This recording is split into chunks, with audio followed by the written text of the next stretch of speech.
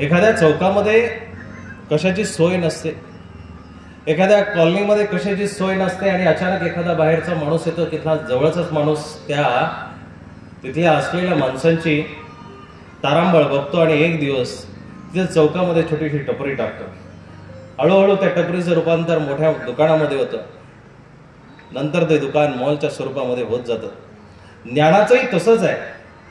2-5 लोकांना सुरुवातीला ज्ञान द्यावं लागतं. ते ज्ञानी अधिकारी जर असतील तर सुरुवातीला ते ज्ञान प्राशन करतात, घेतात.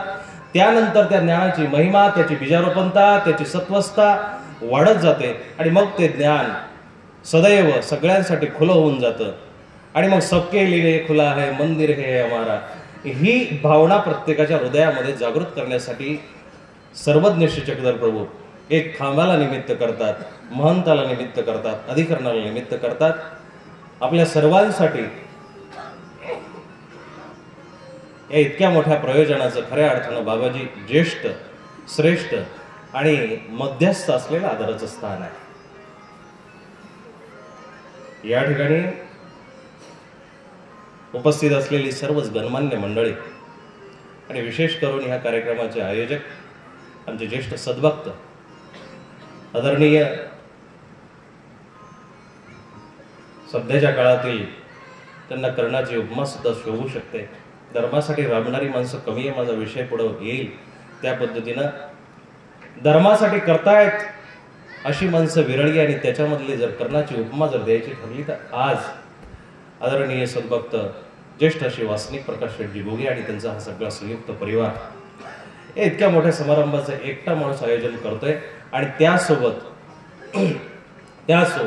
आमचे परमपूज्य परम आदरणीय पट्टाधिष्ठित महंत श्री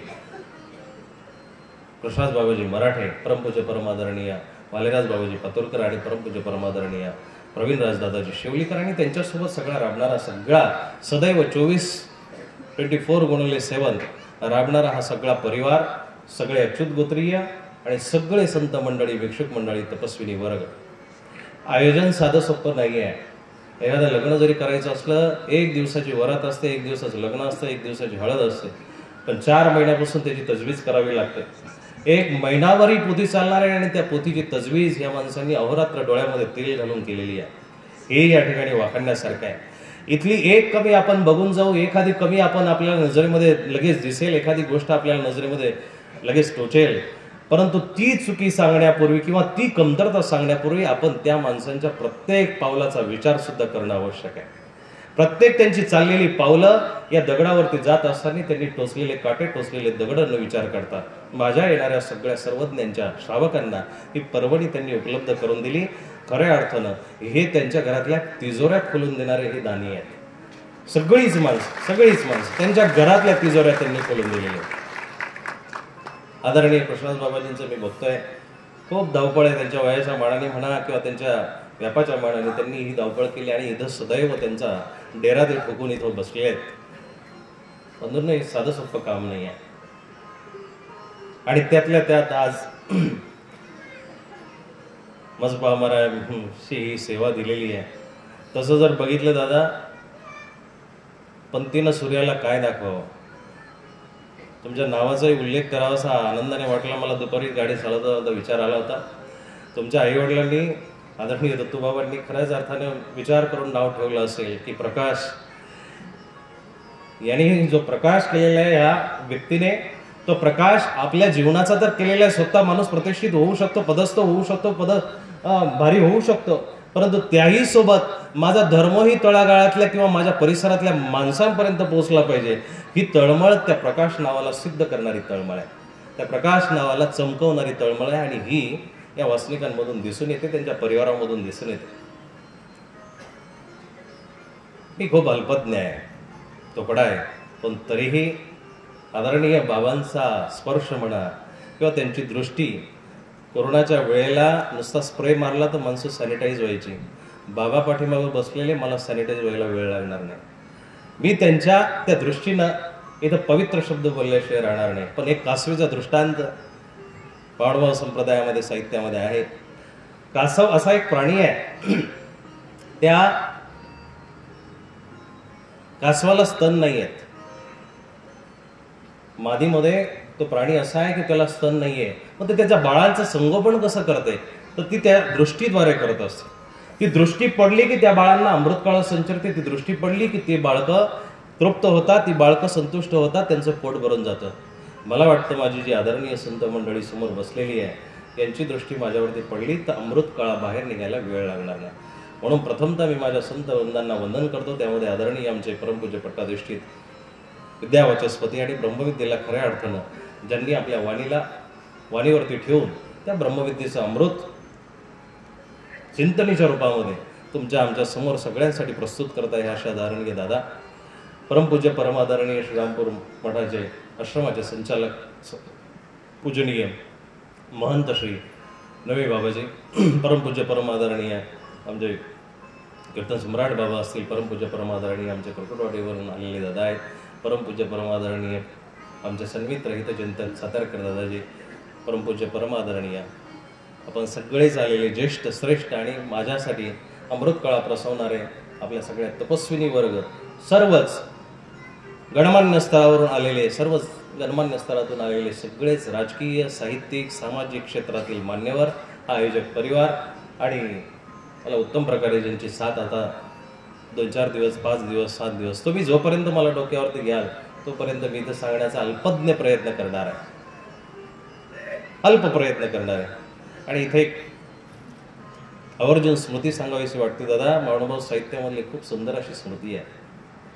आचार्य श्री विठोबाजी एका रानमळ्यामध्ये बसलेले होते आणि त्या रानमळ्यामध्ये बसलेले असताना सोमवारची परवडी होती आणि त्या सोमवारच्या परवडीला गावातली माणसं गंगेच्या थडावरती आली होती, तीरावरती आली होती आणि गंगेचं पूजन करत होती. सोमवारची परवडी असल्या कारणानं स्नान करत होती. बरीचशी मंडळी आलेली आहे आणि त्यातले बरीचसे ब्राह्मण वर्ग आलेले आहे, गावातले काही धार्मिक मंडळी आलेली. आचार्य श्री विठोबास रानमळ्यामध्ये बसलेले, तिथे रानमळ्यामध्ये बसून सर्वज्ञांचं चिंतन चालू आहे, अस्थिपरीचं आचरण चालू आहे. सर्वज्ञाच्या चिंतनाला ते घोकत होते आणि घोकता घोकता त्यांच्याजवळ एक ब्राह्मण आला, एक माणूस आला आणि माणूस आल्यानंतर त्यांना विचारपूस केली की बडो, आज तुम्ही इथं का बसले? आचार्यजी तुम्ही इथं का बसले? बसलोय, आपल्या देवाचं चिंतन चालू आहे, मनन चालू आहे म्हणून बसलोय. ते म्हटले गंगेच्या थडीये का ना बसा, तुम्ही इथं झाडाखाली बसण्यापेक्षा, रानमळ्यामध्ये बसण्यापेक्षा गंगेच्या थडावरती का बसलेले नाही? आचार्य म्हणतात गंगेच्या थडावरती कशाला बसायचं, काही नाही, आज सोमवारची परवडी आहे, बसले असते, 4 लोक आले असते, भेटले असते, दर्शन झालं असतं, गंगेला तुम्ही पुढीच झाले असते. दादा, आचार्यश्रींचे शब्द आहेत, जर मला गंगेच्या तीरावरती बसावं लागतंय आणि गंगा जर इतकी पवित्र आहे आणि गंगेमध्ये गेल्यानंतर जर पवित्र होतात माणसं, तर एक गोष्ट तुम्ही जे गावातले महाजन आलेले तुम्ही बघा, त्या गंगेला माझी गरज आहे, ती गंगा माझ्याजवळ येईल आणि माझ्याजवळून ती गंगा निघून जाईल. आणि झालंही तसंच शेठ, झालं तसंच. थोड्या वेळाने गंगा आली. गंगा आल्यानंतर गंगेना आचार्य श्री विठोबा ज्या ठिकाणी बसले होते त्या ठिकाणी ती सव्य हाती उजव्या हाताने वळसा घालून पुढे निघून गेली. काय आश्चर्य हो, चमत्कार होता, नमस्कार होता, महाराज होते, तंत्र होते, सिद्ध होते, काही नव्हतं, पण सर्वज्ञाच्या नामाभिधानाची ताकद इतकी होती की त्या गंगेला सुद्धा वाकडी वाट करून आचार्यांच्या बाजूला जावं वाटलं. असे महान आचार्य या गंगेच्या थडावरती आलेले, तीरावरती आलेले, गोदावरीच्या काठावरती आलेले आहे. आणि ही ज्ञानगंगा खऱ्या अर्थानं त्या गोदावरीलाच अनुषंगून या ठिकाणून त्यांनी प्रवाहित केलेली. खूप मोठं स्तुत्य असं हे कार्य आहे, खूप मोठं मोलाचं कार्य आहे, साधन नाही आहे. त्या गंगेची उपमा ह्या ज्ञानगंगेपेक्षा तोकडी आहे. त्या गंगेमध्ये तुम्ही पुनीत व्हाल, पावन व्हाल, हे तुमच्या कर्मावरती आधारित आहे. त्या गंगेमध्ये तुम्ही न्हावून निघाले, हे तुमच्या कर्माचा सिद्धांत कसा आहे त्याच्यावरती आधारित आहे. कर्मसिद्धांत इतके वाईट आहे साहेब, आई, कर्मसिद्धांत इतके बिघडेल असतात, वाईट असतात. गंगेचा पुत्र भीष्म आहे बरं का दादा, आबा साहेब, गंगेचा पुत्र भीष्म आहे, पण शेवटी बाण मोजता येणार नाही इतके बाण खालून टोचले होते. गंगेचा पुत्र भीष्म असताना सुद्धा बाण मोजता येणार नाही इतके, 1 इंचवर सुद्धा जागा राहिली नव्हती. त्या भीष्माला सुद्धा बाणाच्या शय्येवरती झोपावं लागलं. गंगेचा पुत्र म्हणजे ती गंगा सदैव तुमच्या पापाला नाचणारी जरी असली, कलकल किलकल कल्लोळवंतिनी जमुना, त्या पद्धतीनं ती गंगा आहे, सरस्वती आहे, अत्यंतवंत तिचं स्थान आहे, तरीही तिच्या पोराचे पाप ती धुवू शकली नाही, तिच्या लेकराचे पाप ती धुवू शकली नाहीये. तुमचं आमचं 2-3 बुटकळ्या मारल्यानंतर पाप धुण्याचा ठेका तिनं घेतलेला नाही आहे. तुमचे कर्म तुमचे खऱ्या अर्थानं पाप धुवू शकतात. तुम्हाला गंगेला जायला मी परावृत्त करत नाही, गंगेमध्ये जाऊ नका असं म्हणत नाही मी, परंतु गंगेवरती गर्दी पण तितकी जी दिसते ना, त्याचं कारण तुमच्या लक्षात आलं का? कारण लोकांना माहिती आपण पापी आहोत म्हणून पाप धुण्यासाठी गंगेवरती जातात. नाही तर कशाला गर्दी केली असती? प्रत्येकाला माहिती आहे. एक तरी पुण्यात्मा असा आहे का विचार करणारा की नाही आपण खऱ्या अर्थानं पाप घेतलेलं नाहीये, केलेलं नाहीये? मग त्याला प्रमाण सुद्धा मी संत रोहिदासांचं देतो. ज्याला माहिती असतं ना की मी पापी नाहीये त्याला गंगेवरती जायची गरज नाहीये. संत रोहिदासांच्या जवळून मस्तपैकी चपला शिवत होते आणि चपला शिवता शिवता आपल्या कामामध्ये मग्न आहे. मैं तेरे धाम पे तू मेरे काम पे. मी ज्यावेळेस मंदिरात जाईल त्यावेळेस मंदिरातला मला देव दिसला पाहिजे. मंदिरामधून मला माझा प्रपंच गवस्था जर येत असेल तर मंदिराच्या बाहेरचे भिकारी एक वेळेसचे परवडले, पण मंदिरातले तुम्ही भिकारी आयुष्यभर दरिद्री राहाल. संत रोहिदासांचं चरित्र बघा. त्या चरित्रामधला प्रसंग मला सांगून पुढे निघायचं आहे. कृष्णाचं चरित्र आपल्याला खऱ्या अर्थानं ऐकायचं आहे. श्रीमद भगवद्गीतेच्या आतला कृष्ण मला तुम्हाला सांगायचा आहे. एक बाहेरचा कृष्ण आहे तो बाळकृष्ण आहे. गीता भागवत त्यांच्याद्वारे जो उभा केलेला कृष्ण आहे तो कृष्ण एक वेगळा आहे. भागवताच्या, हरिवंश पुराणाच्या, पांडव प्रतापाच्या किंवा दुसऱ्याही इतर कृष्ण कथेच्या मार्फत उभा राहिलेला कृष्ण वेगळा आहे. पण कृष्णाला अपेक्षित कृष्ण गीतेमधला आहे. कृष्णाला अपेक्षित असलेला कृष्ण तुम्हाला गीतेमधून ऐकायला मिळेल आणि तो कृष्ण गीतेमधून आपण शोधला पाहिजे, बघितला पाहिजे. नेमकं कृष्णाला सांगायचं काय? कृष्ण कथा तुम्हाला ऐकायची, पण तो रोहिदासांचा प्रसंग सांगून मी जातो.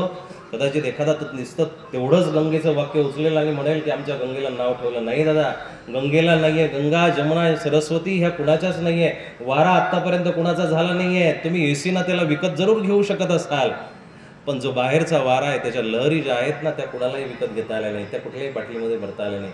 गंगाजल तुम्ही विकू शकता, बाटलीमध्ये घेऊन त्याला विकू शकता, पण पवित्रता विकणं हा गंगेचा स्वभाव नाहीये. म्हणून गंगा तुमच्यापर्यंत पाणी आणू शकते, पण पवित्र होण्याची भावना तुम्हाला तयार करावी लागणार आहे. गंगेचा प्रसंग मी सांगत होतो. रोहिदास मस्तपैकी काम चालू आहे आणि काम चालू असताना चपला शिवण्याचं काम चालू आहे. जवळून एक माणूस चालला होता गंगेमध्ये आंघोळ करण्यासाठी, त्याला जायचं होतं आणि जाता जाता त्यांनी बघितलं रोहिदास आपल्या कामामध्ये मग्न आहेत. आणि मग रोहिदासांना तो चिडून म्हटला की का हो, आयुष्यभर काम करत राहणार का? इतका मोठा सत्संग चालू आहे, जा कधीतरी स्वतःला पवित्र करा, सॅनिटाईज करा, स्वतःला काही ना काहीतरी पुनीत केल्याशिवाय या जगामध्ये आपल्याला राहता येणार नाही. ते म्हटले काय होतं गंगेमध्ये जाऊन, काय होतं? ते म्हटले तिथं गेल्यानंतर पाप नसतात.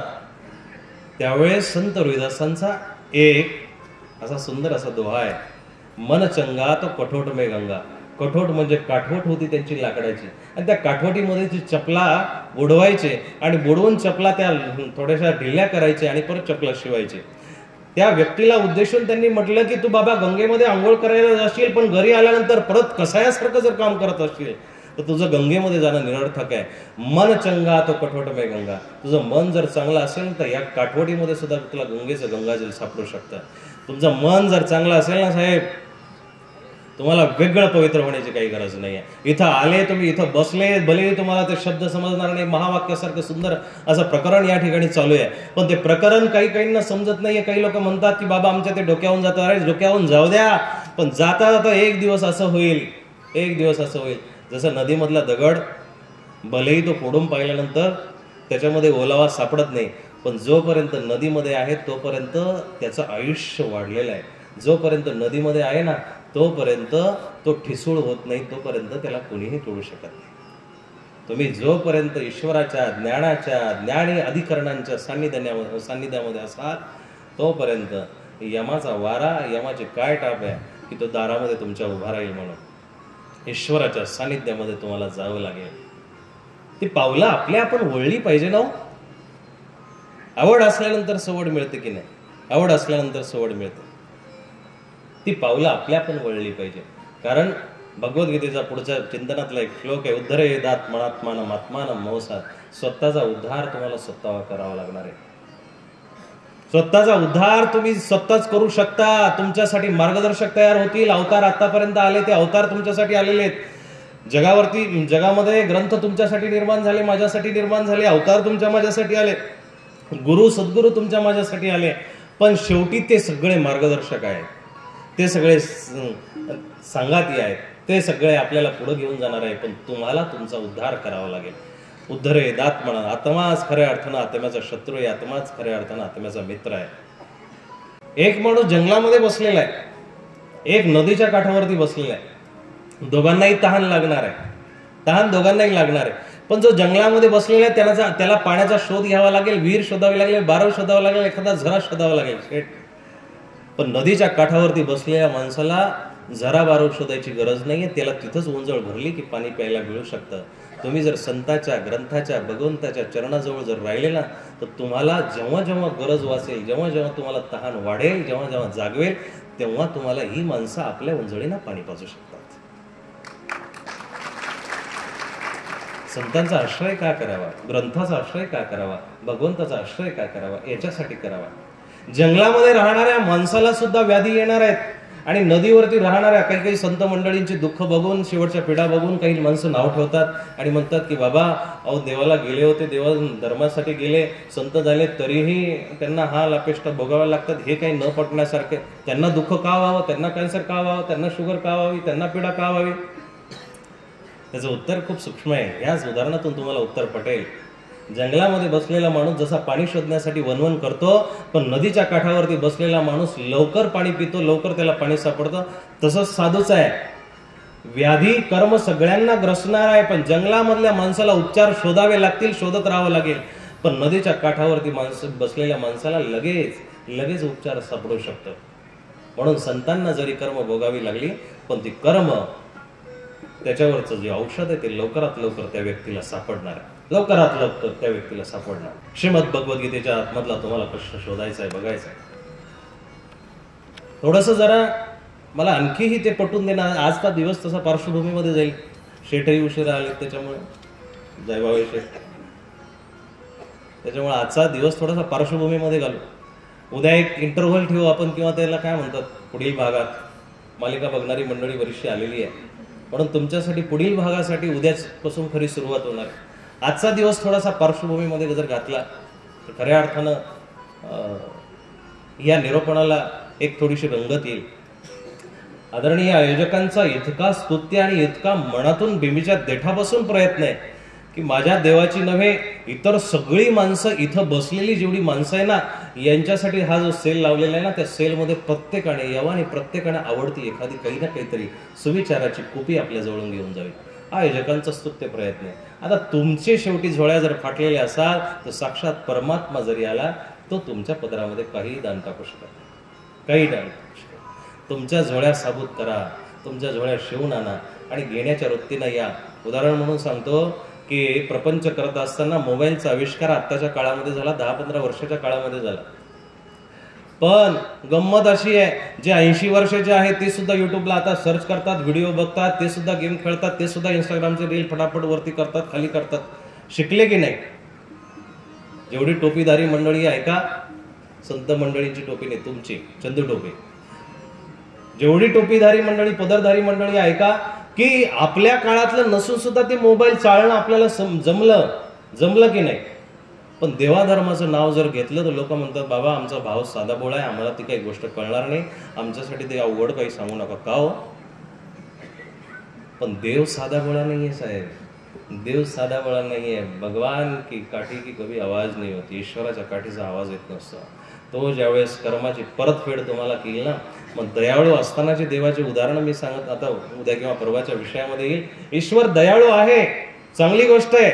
ईश्वराची दया मया कृपा करुणा तो ओतप्रोत भरलेला आहे, पण त्याची दयाळुता अशी पण आहे.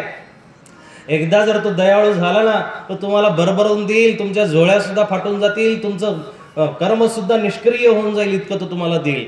पण जर तुमचं कर्म जर वाईट असेल, चुकीचं असेल, तर तो ज्यावेळेस द्यायला सुरुवात करेल किंवा त्याची अवकृपा ज्यावेळेस तुमच्यावरती होईल ना, त्यावेळेस तुम्हाला ते भोगल्या जाणार नाही. ते भोगायला तुमची ही प्रापंचिक ताकद, भौतिक ताकद सगळी शून्य होऊन जाईल. बघा ना, देव ताकद देतो. रस्त्यावरती धावताना माणसं आनंदामध्ये जागतात, 120, 140, 50, 160च्या स्पीडनं गाड्या पळवतात, तरीही तो काही करत नाही, कारण कर्म चांगलं असतं. पण कर्म बिघडलं असेल ना तर उभी असलेली गाडी पाठीमागून येऊन कोणतरी ठोकून जातं. हे बिघडलेल्या कर्माचं लक्षण आहे.